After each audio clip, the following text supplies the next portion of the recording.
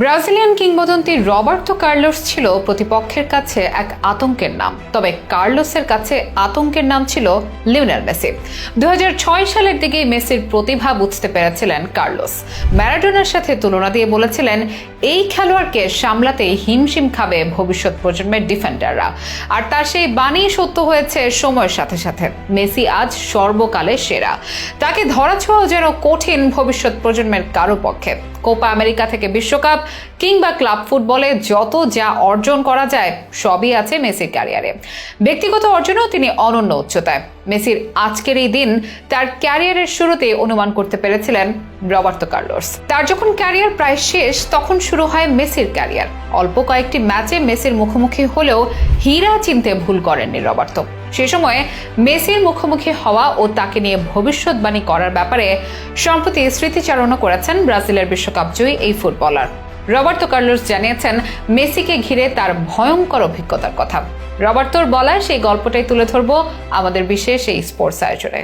তাকে কেউ বলেন হোল দ্য বুলেটম্যান, কেউ আবার বলেন দি সুপার হিউম্যান। তিনি ব্রাজিলের কিংবদন্তি রবার্তো কার্লোস, ফ্রি কিকের নিখুঁত শিল্পী আর ম্যাজিশিয়ান ডিফেন্ডার হিসেবে যার নাম আজও উচ্চারিত হয়। ক্ষুধা ও দারিদ্রতাকে জয় করে হয়েছিলেন বিশ্বের অন্যতম সেরা ফুটবলার। ব্রাজিলের হয়ে বিশ্বকাপ, রিয়াল মাদ্রিদের হয়ে 3টি চ্যাম্পিয়ন্স লিগ সহ কত কি অর্জন তার ক্যারিয়ারে। রক্ষণ ভাগ থেকে উঠে আক্রমণ সাজানোর গল্পটিকে নতুন করে লেখার নায়ক রবার্তো কার্লোস। সাম্প্রতিক এক সাক্ষাৎকারে তিনি স্মৃতিচারণ করেছেন লিওনেল মেসির ব্যাপারে। দুজনে দুই চির প্রতিদ্বন্দ্বী দেশের হলেও মেসিকে গ্রেট মানতে দ্বিধা নেই ব্রাজিলিয়ান রবার্তোর। ক্যারিয়ারের শেষ পর্যায়ে এসব মেসির পায়ে যেন বিরাট হার। তরুণ সব ফুটবলাররাও পেরে ওঠে না তার সাথে। বিশ্বকাপ জিতে সব তর্কের অবসান ঘটিয়েছেন মেসি। অধিকাংশ ফুটবল বোদ্ধা মেসিকে সর্বকালের সেরা মানেন। মেসি প্রশংসায় মাতেন। শুধু ফ্যানেরাই নয়, ফুটবলের অনেক রথী মহারথীও লিওনেল মেসিকে আইডল মানেন। মেসির প্রশংসা করেন কোনো দ্বিধা ছাড়াই। এমনকি প্রতিপক্ষ শিবির ব্রাজিলেও চলে মেসি বন্দনা। রোনালদোরা মেসি প্রশংসায় মেতেছেন কয়েকবার করে।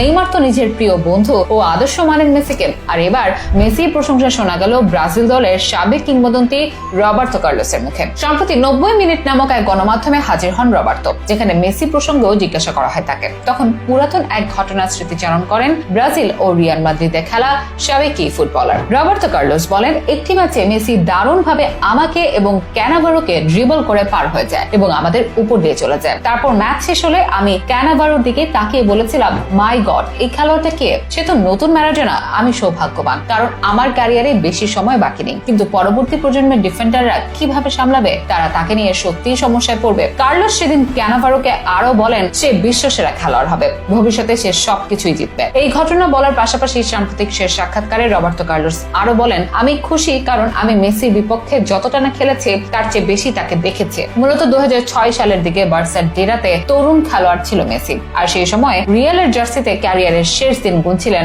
Roberto Carlos. সে সময় কয়েকবার একে অপরের মুখোমুখি হয় দুই প্রজন্মের এই দুই গ্রেট ফুটবলার। তখন কার্লোস ছিল প্রতিপক্ষের কাছে এক আতঙ্কের নাম, আর মেসি যেন অল্প বয়সে আতঙ্ক হয়ে উঠেছিলেন রবার্তোর কাছে। এই কারণে একজন ব্রাজিলিয়ান ও মাদ্রিদিস্তা হয়েও লিওনেল মেসির প্রশংসা করতে ভুল করেননি রবার্তো কার্লোস। মেসি যেন এমনই তুমুল প্রতিদ্বন্দ্বী কারো থেকেও তিনি ভালোবাসা করেন, প্রশংসা করতে বাধ্য করেন।